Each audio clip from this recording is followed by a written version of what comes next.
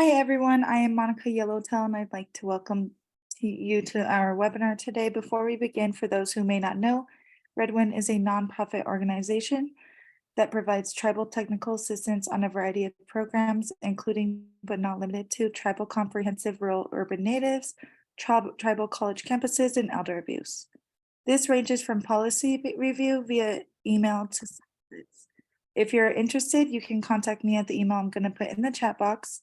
That's going to be monica@redwind.net. This project is supported by grant number 15JOVW 21JGK 0228 TRIB, awarded by the Office on Violence Against Women, U.S. Department of Justice.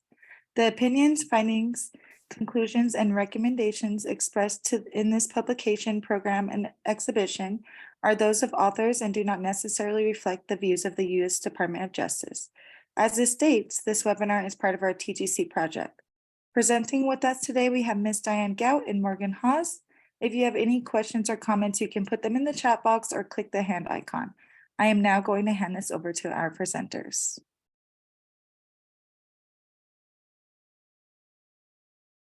Hi, good afternoon, everyone.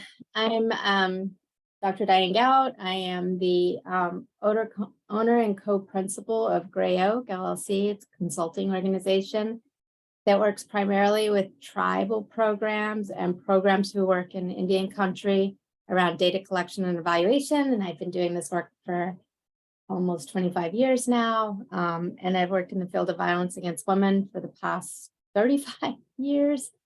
And I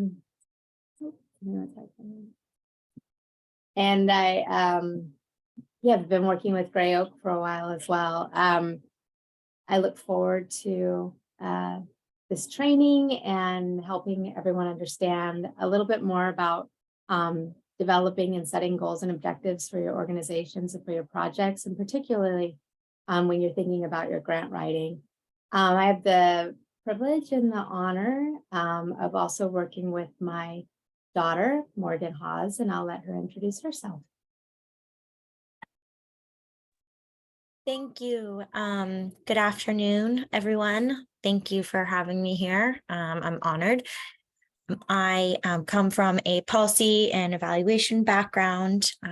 My studies in school were focused on public policy, and I also have a background in social work. So for me, evaluation is really important as it does help us ascertain information that can be utilized in decision making. And also it helps tell a story that we can share and really sort of, form sort of discussion points in terms of a community and advocacy and, really reframing solutions. And so I think that it's a great opportunity to really get into thinking about what kind of goals we have and how we sort of create those goals and what are holistic goals, not just in evaluation, but also in program design development. And so I hope that you guys take something positive out of these webinars. I am also enrolled member of the Picayune Rancheria of Chukchansi Indians in Oakhurst, California. And I, as my mother already said, I work for Gray Oak with her. So we're really excited to be here today to present this information to you. So please, if you have any questions at any point, let us know, and I'll also help monitor the chat in case anything comes up. Thanks, Morgan. Okay, so today we're gonna, like I said, talk about goals and objectives and how do you develop those. Everybody that has written a grant is pretty familiar with having to have goals and objectives because every grant requires it. But well, they really come in as it says here, in a variety of forms. So they're distinctly different. No two programs are going to have the same goals and objectives. And hopefully, as your program or your project progresses, your goals and objectives are going to progress as well. Everybody starts with them, whether you have them written down or not. Anytime you begin any task, everybody, regardless of what kind of task it is, even at home, right? When you're thinking of cooking dinner, you have the goal of having something to eat at the end of it. And and then the objectives are, how do you break that down into steps? Are you gonna barbecue your steak first? Are you gonna maybe make your potato salad the day before? You're breaking it down into steps, and that's exactly what goals and objectives do. It's like you have the thing that you're trying to achieve that's going to be measurable, and then how you're going to achieve it. And a lot of times one of the areas I think see programs struggle is when they make that goal unachievable, right? And that usually happens in the form of for a domestic violence program saying our goal is we're going to eliminate domestic violence. That's admirable, but potentially and most likely unachievable. And the reason for that is because no one program is going to be able to fulfill that. So that might be something that's part of a mission. We have a mission that in our work that we hope to eradicate, eliminate, reduce.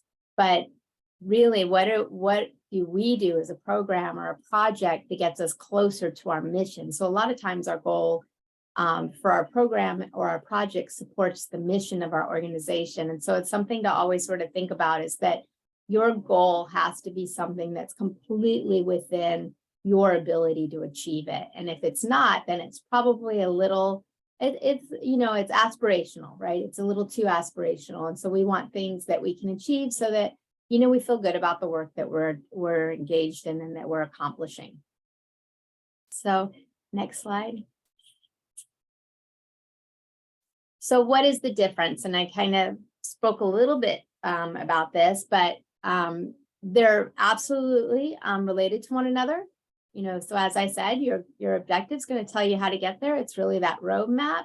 It's the stepping stone. It's the way you're going to accomplish that goal that you have set out.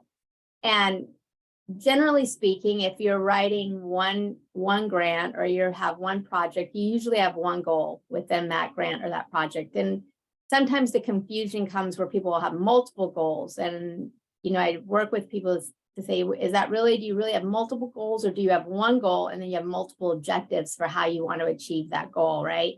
So, we see this in a lot of different ways. So one is, you have your programmatic goals. So what is the goal of your program? What is the program hoping to achieve?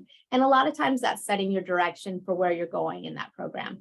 So, like I said, if maybe your programming is to create, a goal would be to create safety options for survivors, right? So that they have multiple different ways that they can have safety. So what would that look like? If the goal is to create a host of safety options, then some of those objectives might be whether that's safety planning, maybe that's developing shelter and transitional housing, maybe that's doing educational advocacy for them, maybe that's financial literacy and advocacy. It can take on, those objectives can take on their own pieces, right? But all of those together are going to be the thing that sort of lends itself to creating safety, right, for survivors. So that's how you really want to sort of piece those things together. That's how they fit. So, you want them to be a little bit ambitious, but you don't want them to be unachievable. And that's one of those big pieces around that is, we're setting this, but do we even have the ability to do that? Is it something that's within our budget? Is it something that's within our capacity in terms of knowledge and education? Do we have somebody on staff that can do that? So if one of your pieces is we're going to provide comprehensive therapy or counseling services to victims of sex trafficking, do you have somebody on staff that's capable of doing that? Or do you have somebody that's a partner to your organization that's capable of doing that? So making sure that those things line up and make sense. So they are at the program level, and then you have the project level. And the project level goals are all of those projects that you get, you write grants for, that you really, in essence, whether you have this written down or not, are trying to support that overall program goal with each one of the projects that you try to secure funding for or you develop within your organization. And those project goals, they're sort of like the mini pieces, right? So in some ways, those project goals becomes like objectives to your overall program goal. but each project will have its own goal and have its own objectives. So again, those projects sort of serve as that another part of that roadmap, those stepping stones for you. Then you have clients have their own individual goals. So every client that you're actually working with, they may, when you meet with them, they may have their own goal for what they're trying to achieve. And then you're going to set up those objectives for them. So they all fit in the exact same way, right? You're using the same criteria, the same framework in all these different levels. And if you're thinking about each one of those, right, the client goals should fit within your project, right? For each project you have, they're going to be connected to that. And then that project goal is going to connect to your program goal, and your program goal is going to connect to your mission of your organization. They need to be fact-based and concrete. So, you don't want to have something that, a goal or an objective for a person or a program that's sort of doesn't have things that you can measure it. So if you can't look at it distinctly and say, okay, this is exactly how I know that I've reached that objective, that I've accomplished that, then it needs a little more fine tuning. It needs to be easy to understand. So you don't want to have something that's like really, sort of wordy or convoluted. You want something that it's like everybody understands it the exact same way. If I say, my objective is to get from Maine to California, or the goal is to get from Maine to California, but I'm going to drive by car, that's pretty clear. We know how I'm going to get there. But if I just say, yeah, I'm going to take multiple forms of transportation, that doesn't really, how do we know then? Is it one form of transportation? Is it 5 forms of transportation?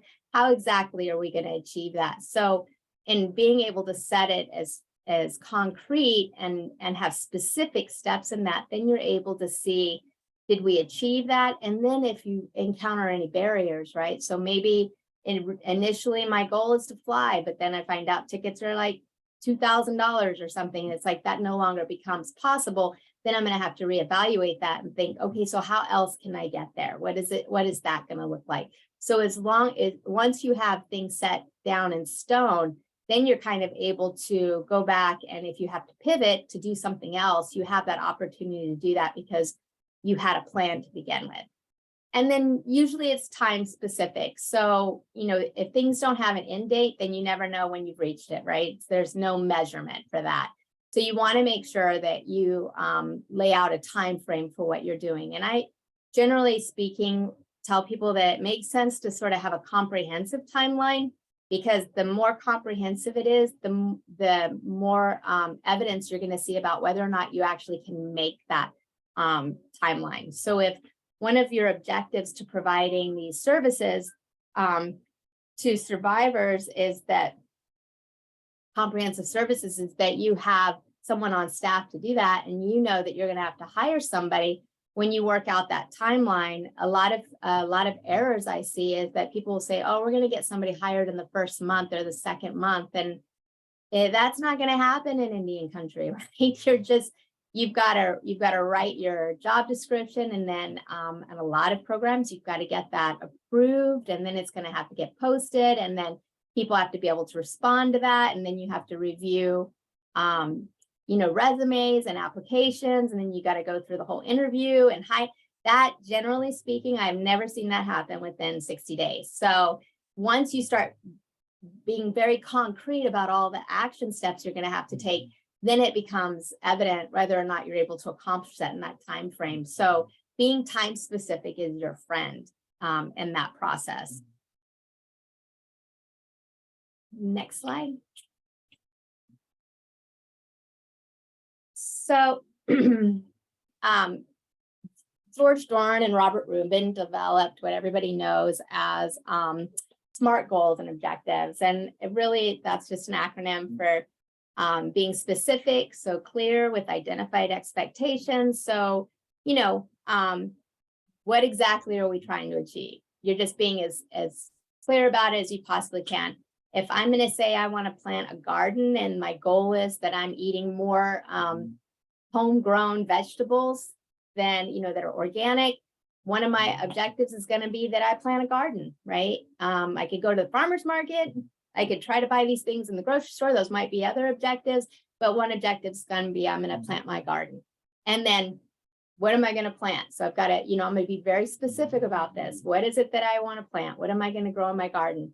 And then how am I going to know that I accomplished that, right? What's measurable. So it allows us to evaluate our progress, measures how, our performance. That's the M in the SMART goal. So how do I know? How do I know that I've accomplished this? Well, I'm going to see something at the end of it, right? It's going to be something that's going to be there. I'm going to have some green peppers. I'm going to have tomatoes, whatever it is that I've decided that I'm going to grow, that I'm going to eat.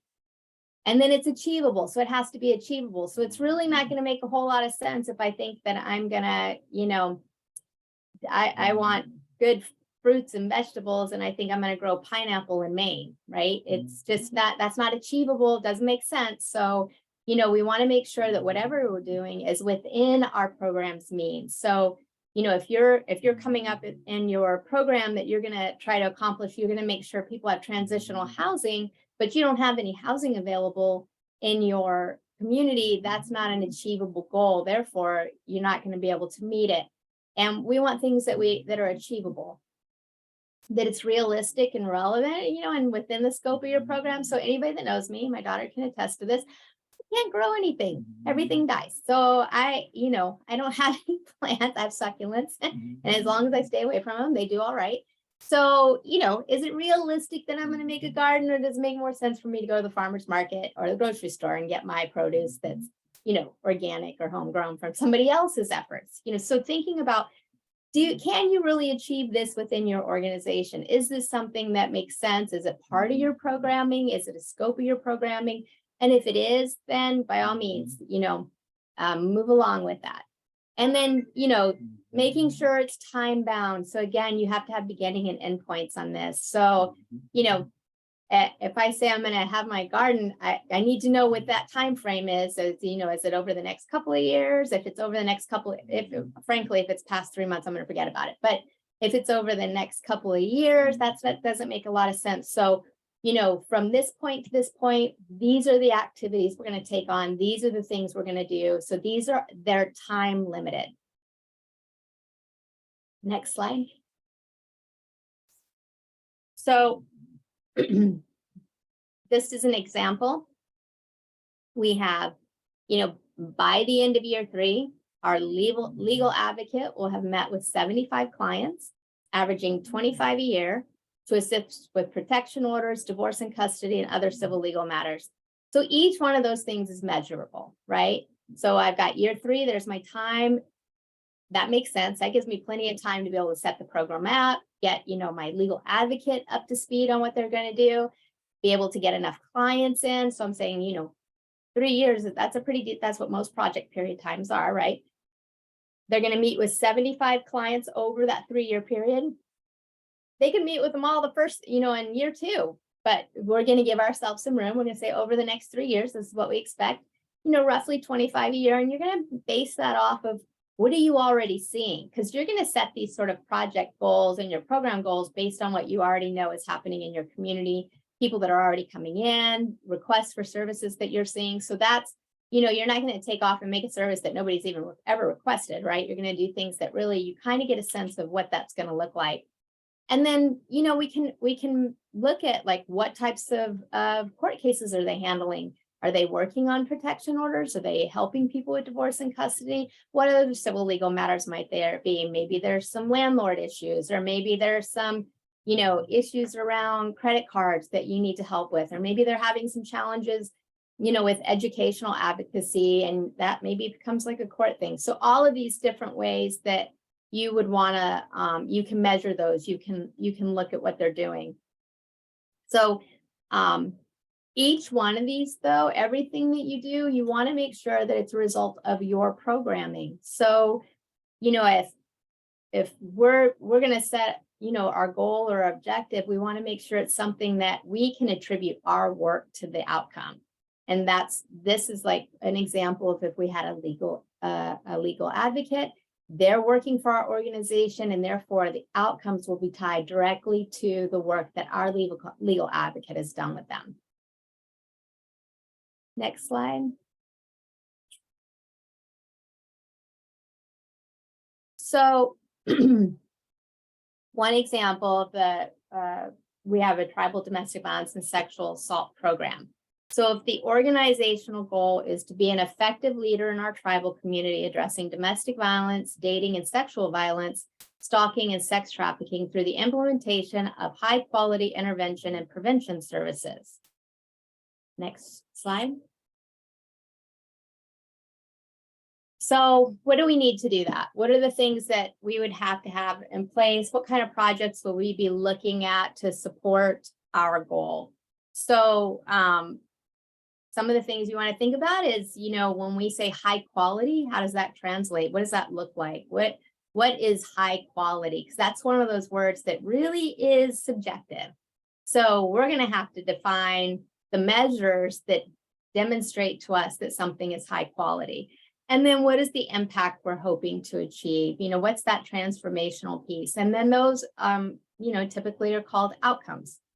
So the things that we're going to look at is we're going to look at staffing, we're going to look at our services, we're going to look at any training, public awareness and community education, offender accountability, right? So, you know, are staff well trained? Are they educated? Are they informed in all the ways necessary to meet the goals and objectives of our projects? What services do we need to develop that so we can make sure that we're providing these high quality services? What do those services look like? What training activities do we need to undertake?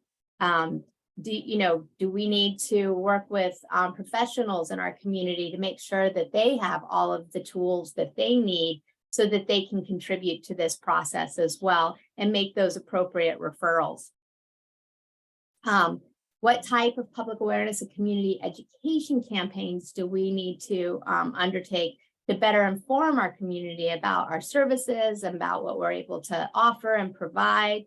And then what does offender accountability look like? And what types of projects do we need to develop that are going to sort of speak to that piece of that, holding offenders accountable, keeping the community safe, and then also maybe that restorative piece to that, right? So not only, it's not just, offender accountability is really important, but there's also that restoration piece because these people are going to come back into our communities, ideally, and we want to make sure that when they come back, that they're safe and they've gotten the services that they need as well. So, when you're thinking about, the different types of projects that are going to support whatever goal you come up with, then for your organization, then you want to think about in all these different areas, do we have all these things in place that we need? And if we don't, if there are gaps, then how can we address those gaps? And what do we need to start working on now to be able to address those gaps? Next slide. So in this example, we have our DV agency. We've chosen to focus one of our projects on public awareness. And so, we've created the project goal, and our project goal is to create and or increase awareness about healthy relationships among youth. So we're, that's our overall project goal. Maybe we have a grant for that. Maybe we've pulled something out of something else we're doing and set a little money aside, but that's our goal. We really want to create and increase awareness. Now that's measurable, right? I can look at that and I can say, okay, even if I went out and I wanted to do a short survey, I'm going to be able to say, did this, what we did with you, did this presentation, did this activity increase your awareness about healthy relationships? And we could, ask them what that looks like, what changed as a result of this particular undertaking for you. And so it's measurable. And then we're going to set up our objectives, right, based on that. And so, how are we going to increase that awareness? What are the things, what are our steps? What are our stepping stones? And, we have a couple here. So, for example, we might say meet with school administration at least twice a year in the school year. And that's always important because I talked a little bit about this from the last webinar around the storytelling piece is you want to get your people on board, right? So schools, before they let you come in and do your public awareness, they're probably going to want to know what you're coming in to talk about. So making sure that you're working with administration. You can be talking to administration to find out, hey, how are things going? Where do you see the challenges for youth? Do you have some ideas about some areas that we should be covering when we do our public awareness? What are you hearing?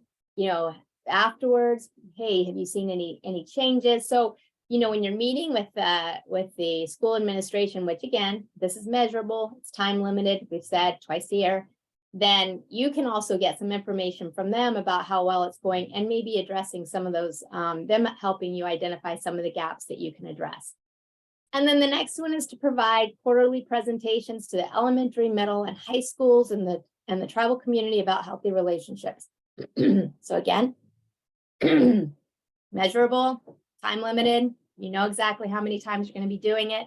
If you can't do it quarterly, then you're going to be able to backtrack that and say what happened, where were the gaps, where were the challenges, what did that look like? How did we address that when it occurred?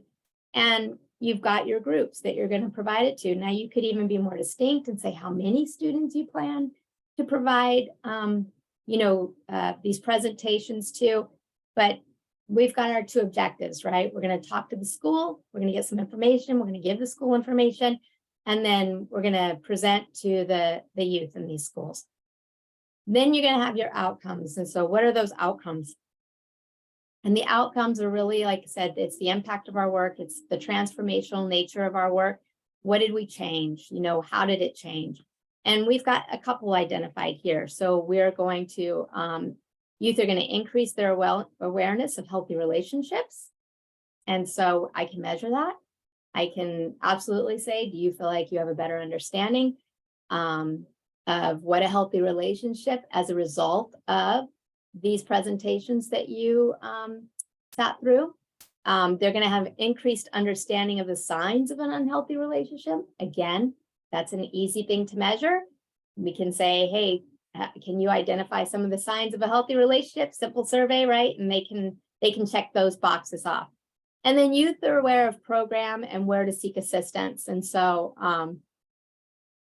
where do they know where they can go? Are they, again, we can ask them that and they can give us that information back. Yes, this is where I would go if I had, issues with A, B, or C. It may be a number of different places.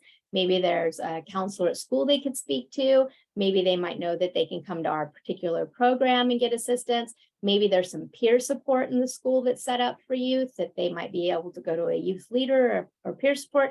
Maybe they're going to talk to somebody in their community. Maybe it's a parent or another caregiver, or maybe a close relative.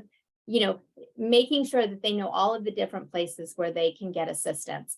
And then, this is the last one's a piece maybe we weren't necessarily thinking of originally, right? And our outcomes, but tribal schools incorporate healthy relationships into their school curriculum. So every once in a while, and this actually was a project I worked on.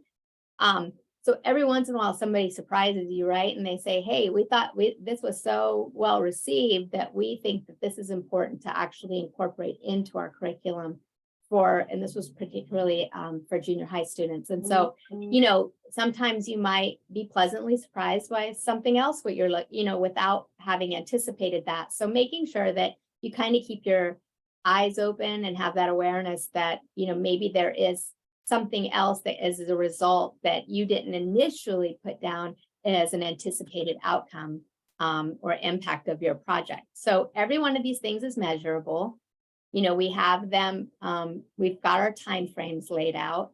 And so, and they're strategic and they're within your program's capacity to do that work, right? Next slide.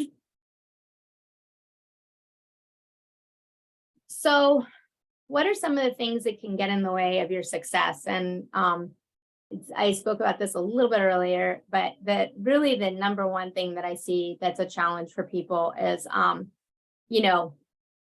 setting an unrealistic goal. So as I said before, if your goal for your organization from the offset is we're going to get rid of, we're going to eliminate domestic violence from our community altogether, that's a really unrealistic goal because that's something that requires a whole community effort. And if one program was able to accomplish that on their own, we wouldn't be even having these trainings anymore, right? Because somebody would have figured that out a long time ago. So, the the challenge with that is that oftentimes that can set us up for failure, and then it derails your whole project, because once you feel like you haven't met the goal, then, you know, people get lost. They aren't quite sure how to get there. You know, if you, it's kind of like, you know, having that thing of like, hey, I'm gonna go to Europe and I'm gonna drive. Well, you're really not, because you can't get there from here, right? And so once you figure that out, it's like, oh no, now how am I gonna, I've got to regroup, I've got to go back, I've got to think about it. So really making sure that you sit down, and I've talked about this before in like evaluation pieces of having stakeholders, but really sitting down and saying, is this reasonable that we can accomplish this? Even when you're talking about like doing youth public awareness and youth education. I work with a program now that they've been, you know, they're doing it in their particular county. It's a really large county. It's non-tribal, but this is a really large county. And they wrote this entire grant on going into schools and being able to educate youth in the schools. And what they're finding out is the school, this particular area, the schools won't allow them in. The parents are very opposed to, it's a healthy sexuality project. And the parents are very opposed to them coming in and talking about sexuality in the school. So that just completely threw their whole project. They're like, now what are we going to do? How are we going to regroup? And so making sure that whatever goals you're setting, that they are achievable, that you kind of know ahead of time whether or not, at least have some idea that if you're going to be able to accomplish that. You know, no time set, or the set time is inappropriate. And I spoke a little bit about this, you know, in terms of, you know, the hiring somebody within 2 months. And I think the best way, I always tell people, the best example I can give of this is that the set time is inappropriate. It's sort of like, you know, I think me, like a lot of people, you know, I gained my COVID weight, right? I blame it all on COVID. So I gained my COVID weight, and, you know, it took me a little while to gain that. And then I'm like, hey, I'm going to lose this in the next 30 days, right? And so you sit down and you're like, there's just no possible way for that to happen. And, you know, if unless you only gain 5 pounds, then you probably can get it accomplished. But if you, like me, gain more than 5 pounds, then thinking that I'm going to get that, you know, I'm going to be able to lose that in, you know, 30 days when it took me 2 years isn't to gain it. It doesn't make sense. So I'm setting an unrealistic timeline, and all that's going to do again is sort of make everything really frustrating and sort of futile. And you're going to be like, well, this isn't working. So really sit down and think about it. And we're going to have a presentation on logic models and timelines, is really thinking about, does this timeline make sense? Is this the right time to do this? Because it might be a great project, but it might not be the right time. And so really taking that temperature in your community. Is my community ready for this? Are they ready to take this next step? You know, I know when I first started doing this work 25 years ago in Indian country, we would go out when we were trying to get, we were working on VAWA reauthorization. And at the time, I mean, a lot of the communities didn't have tribal codes. And while we were able to go in and have conversations around domestic violence, you absolutely weren't having conversations, at least not openly, around sexual violence. And so it's taken time for the community to be able to, you know, sort of have those conversations. And I see changes in the community now around men and boys talking about their experiences with sexual violence, which 20 years ago, those probably wouldn't have, you know, if we were having listening sessions around that, we probably wouldn't have had a lot of men and boys show up. And so, you know, being able to sort of take the temperature in your community and say, you know, we've got this really great project, but is this the right time for that project? Are we going to be able to move through this? There's always going to be, you know, some barriers and challenges with any project, but are we going to have so many that the project's not successful at all? So being able to sort of think about that and like I said, and assess that, and then not having any time set. So everything should have a time set, because that is accountability. If we set a time for something to move through it, then we're going to hold ourselves accountable to that. If you tell my daughter that to be at my house at, you know, whenever she gets there, she's going to get there when she gets there, right? And it's probably going to be when I'm asleep. But if I say, hey, you know, I need you here by this time, then they're going to show up, right? It's that difference of, and I can pick on Morgan because I'm the one speaking, But that's the difference of, having that accountability piece, because, we can't really, there's no wiggle room if we don't, or adjustment time that we can adjust to if we don't have a time set for something that we want to see some results. Not well planned and it's someone else's idea. I see this show up a lot when programs have outside grant writers. And those grant writers are great grant writers, but they have absolutely no idea what's going on in your community or with your program. And so they'll come in and they'll write this amazing grant, amazing grant. And then the program gets funded and they're like, we don't know what we're doing. Like, what? We can't do this because we don't have this and we don't have this available. And so that's not good planning.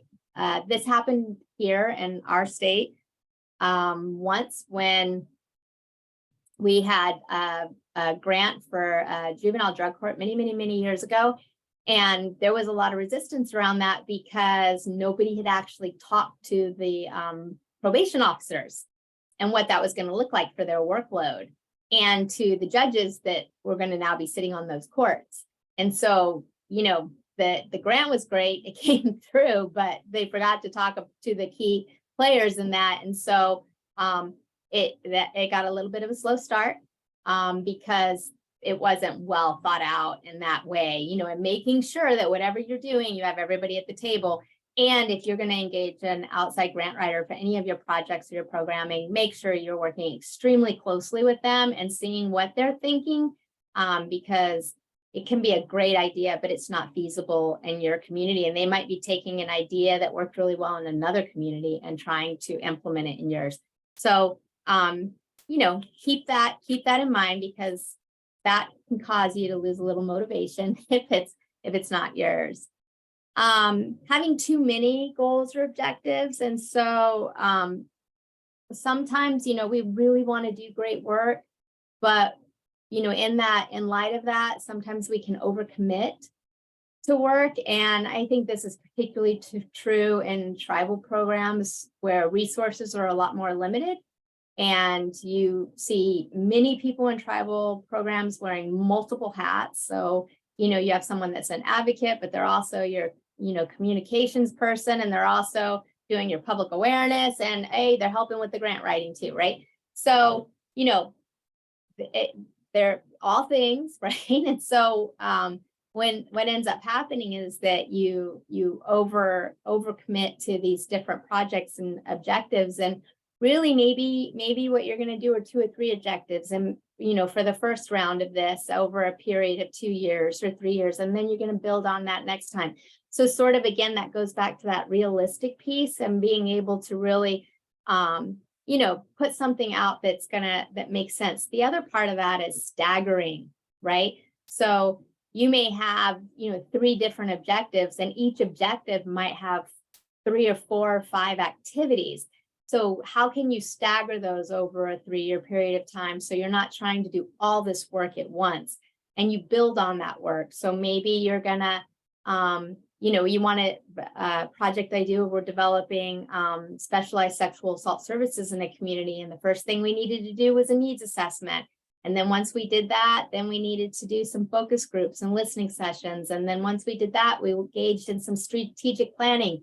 And then now we're in the process of deciding what those services are going to look like. But we staggered that over a 3 or 4 year period of time. So we weren't doing all these things at one time, because you still have other work you're doing within your organization. So making sure that again, it's realistic. And when you have your time set, that's going to be very evident to you as well, if you've got that timeline. And then no evaluative process. And so this, again, when you get back to thinking about how do we measure our success with our goals and objectives, you got to have an evaluation process, and you want to build that in at the very beginning of the project. So for management's sake of your work, then that's sort of that piece that feeds back and helps makes decisions about what you're going to do in the future. So where did we see any challenges with this? What happened? Is this a project we want to continue? If it is a project we want to continue, it's because we saw these results from this. So let's get continued funding, or, if we want to find additional funding options, maybe there was a piece of it that broke off and you were like, oh, wow, we didn't think about this, but that would be a great thing to have funding for as well. And so that evaluation process is going to give you that hard data that you need to be able to make those concrete sort of requests for whatever it is you want to request. Despite, all of our successes, sometimes we find out there are some areas that didn't work very well, right? So, for example, if you're wanting to do transitional housing, you don't have your own housing, and you think, okay, what we'll do is we'll reach out to maybe some landlords and see if they're willing to allow us to use some of their spaces for transitional housing, maybe at a reduced fee for our clients. And that sounds like a great idea. It works wonderfully in some communities, but you find out in your community, it didn't really work that well. And maybe because you don't have a lot of rentals in your area, maybe you have a lot of tribal housing. And so it works a little bit differently in your particular community. So you want to be able to step back from that through an evaluative process and say, okay, this didn't really work here, and these are the reasons why. So how can we pivot in our next endeavors and do things a little bit differently? And that again gives you that concrete information. It also sort of gives you, it's the evaluation process is the accountability piece, right? So it's saying there's the process part of it. Did we start the way we thought we were going to start? Were we able to get all those pieces in line that we needed? Did we have the staffing? Did we have the training? Did we have all those pieces? And then if we didn't, it lets you look at why, what happened, where did that, sort of those gaps become more evident. And so that evaluation process gives you that opportunity to address that. And then that's about transparency, right? So, maybe at the end of this, you ask some survivors that were getting services, hey, how did that work for you? Did those services, did they meet your needs? Did you have everything that you needed? Was that advocacy good? Was that civil legal advocacy? Did that help you in the process of getting your divorce or securing your protection order? Did you find that valuable? And if people come back and they have, yeah, that was great, and these are the reasons why, then you have that information to take forward, to not only for yourselves to say, okay, we were on the mark here, but also on the other side of that is to also let your other clients know, hey, these are good services and they're valuable services. People have utilized these services, and this is what they're saying about that. So that's that transparency piece. If something isn't working, then take that too, right? So if they say, well, it was pretty good, but I kind of felt like that, maybe the advocate wasn't there for me as often as I needed. And so you can go back and look at that and you find out, wow, okay, the reason for that is we have one advocate and we had 40 clients, and there was no way for them, and we have 2 court days a week. There was no way for them to be at all places at all times. So maybe we need more staffing, right? This is a big program. There was a great amount of need and requests. So let's take that and do something with that. So that's what that whole evaluative process is about, is being able to inform you and let you have that information to make your programming better in the long run, or to pivot if you need to pivot. Next slide. So I don't know why they show question marks. They were like little arrows on this. So must be something in the conversion, but summary. So in summary,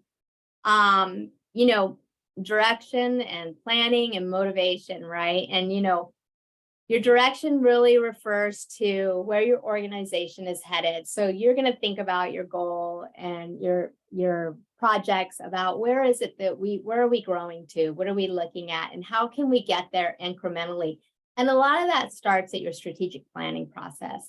So when you're engaged in your strategic planning process, you're really identifying and setting the direction of your organization. And generally speaking, programs do strategic planning when they began, and then every 3 to 5 years after that, because conditions change, right? We've seen a lot of changes in our work over time. And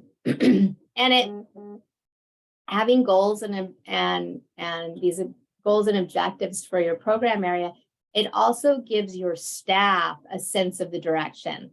And so the staff can kind of see, hey, this is where we're headed.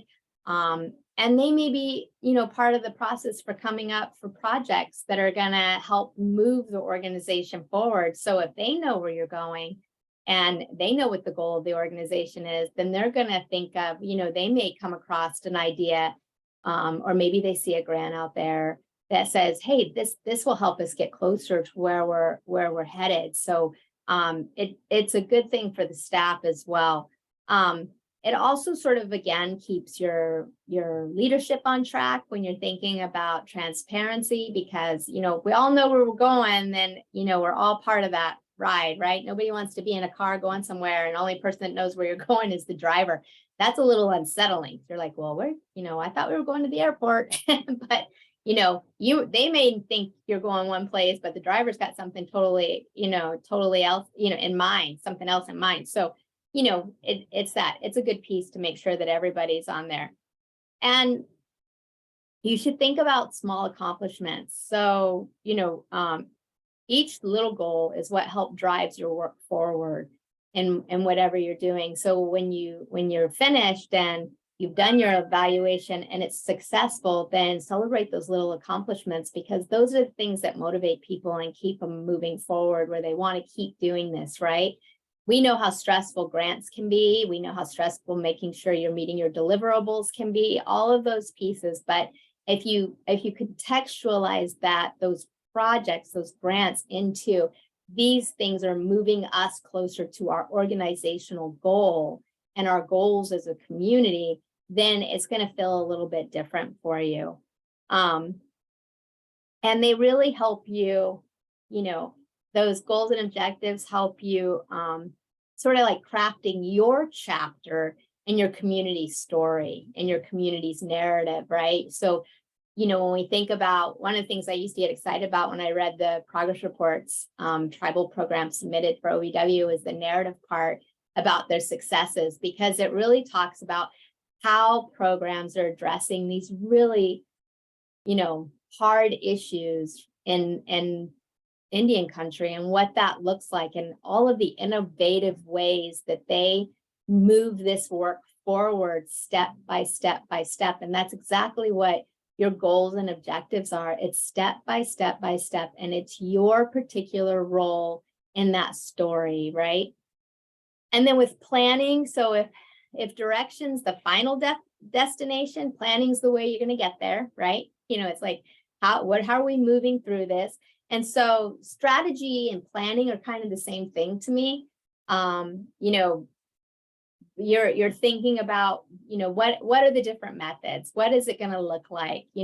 All of the things. And the first one might not work, right? You might have a couple of ideas, and those first couple of ideas might not be your best ideas. They might not work. It might not be time for them to work. Maybe you have to come back to them another time, right?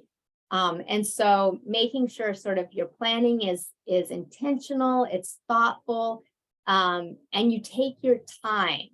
That's another big piece of that, is you really take your time and do that temperature test in your community to say, is this the right time for us to be taking on this particular project?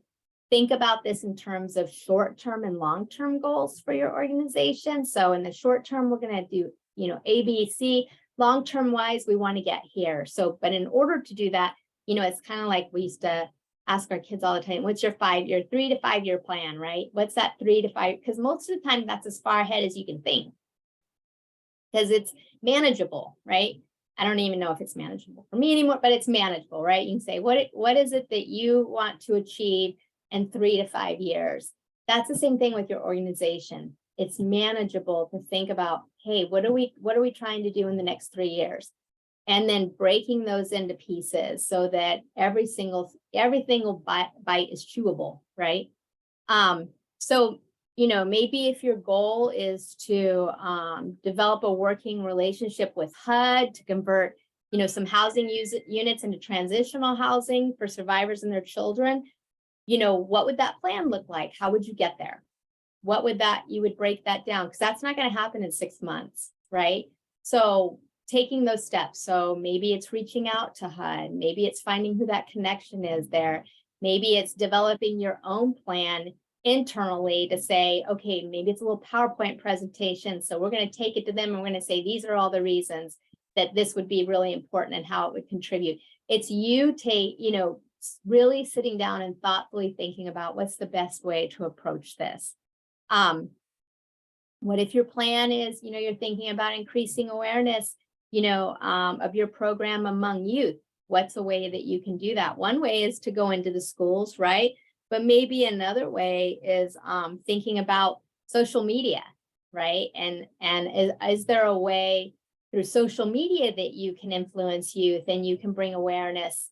They're always on their phones, right? And my grandson lives on his. So, we know there's all these different platforms now, whether that's, I think Facebook to them seems like it's for us old people, but there's TikTok and there's, I don't know if you can do anything on Snapchat, but I know there's Snapchat other than taking funny little photos that my granddaughter sends me. But, thinking about all of those things, are there ways that we can do this that are outside of the box for us normally?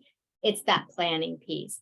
And then, motivation. I put motivation in here because I think it refers to keeping ourselves and our staff motivated, right? We want everybody moving in the same direction. And, we want them we ourselves, we want to be engaged in work that excites us, right? That inspires us, that we feel good about, that we wake up every day and jump out of bed thinking, okay, so I love what I do. I'm fortunate. I myself am very fortunate because I've been doing the work that is absolutely my heart's work for the last 30 years, plus years. And particularly my work in tribal communities. And that's something that I feel I love what I do. And I get up and I'm very excited by what I do. And so how do we make sure that to the extent possible that those conditions are created through, in our own organizations? And that's really by having a goal that everybody believes in, that everybody can contribute to, and being able to set up those objectives. So, when you think about those ideas, like, why am I here? Why do I do this work? What are you aiming for? What drives us to keep going? Because we encounter struggles and challenges and barriers all day long, every day, in trying to get this done. Can you pinpoint just one thing? And if you can't, then that sort of is an example of why goals and objectives are so important, because they give you something to focus on, right? They give us something to lean into, to aspire to. So thinking about that and thinking about how you make sure that everybody is sort of has that to focus on, that's going to be an important part of like keeping that motivation going within your organization. Next slide. So we're at the questions part. If anybody has any questions or comments, was there anything you think I missed, Morgan? You want to add? No, nothing that I think you missed specifically, but something that I was just thinking about was, you mentioned it already, but sort of thinking about goals and objectives also and framing them in reference to sometimes the grant funder, right? They have specific goals or objectives that they want to see met. And how do you sort of rectify whether the sort of the difference between those goals and objectives and how they might impact the work that you're doing versus the goals and objectives that you have internally, and what you would like to see sort of in the best interest of the community. And I think, that's sort of a conversation that, is going to be something that you want to revisit. But certainly, we've been in situations where we've seen that be a struggle for people that we've worked with. And, for us, our position is always to do what is in the best interests of the program, the community, and then also really to consider their capacity, right? And do they have the structure to really sort of, support looking at two different sets of goals, and always, we try to find a middle ground. But if we can't do that, it's let's, do what we have to do to provide that so that you can retain the funding, but also what are sort of what is like the essence, right? What's your spirit goal? Like how can we honor that work? And that's sort of the goals that we want to lift up, those voices and those stories, and really sort of emphasizing that, and then still managing though to have the energy and the time to resolve and provide the information that the funders need also. Absolutely. Thanks for lifting that up, Mo. Are there any other questions? Comments?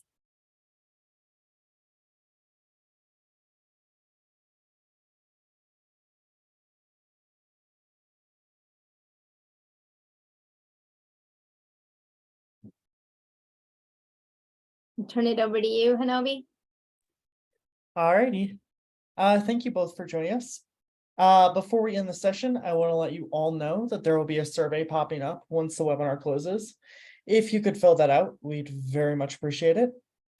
And as a reminder, this webinar was recorded and will be uploaded onto our YouTube channel within the next week. You can also find our other trainings on there as well. We'll be having another webinar next week at the same day at the same time. So that'll be Friday at 2 Mountain, 4 Eastern, and 1 Pacific. And to wrap up, I would like to thank our wonderful presenters. I would like to thank all of you for joining us, and I hope you all have a wonderful rest of your day.